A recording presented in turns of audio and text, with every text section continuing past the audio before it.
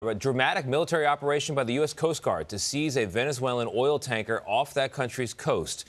Attorney General Pam Bondi shared the video, this video here, of American forces descending on the ship from helicopters, taking it without firing a shot. Guns drawn, though. It's the latest step in a pressure campaign on Venezuela's president, Nicolas Maduro.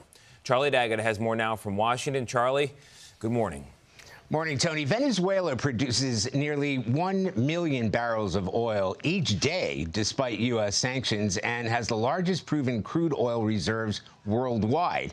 This tanker seizure is new territory for the U.S. and signals an effort to go after one of Venezuela's largest revenue sources.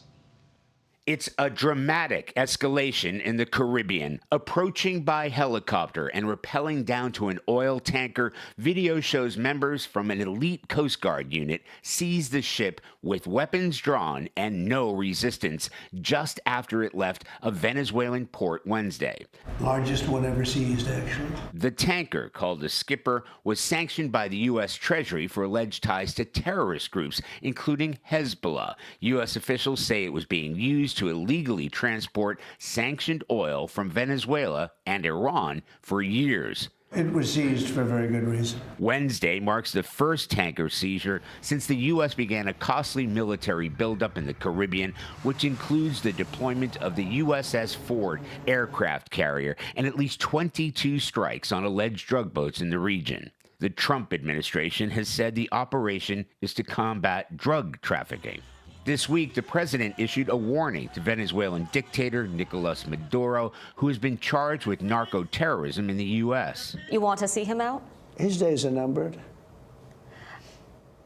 Can you rule out an American ground invasion? I don't want to rule in or out. I don't talk about it. But Maduro alleges the pressure campaign is trying to push him out of office so the U.S. can control Venezuela's extensive oil reserves.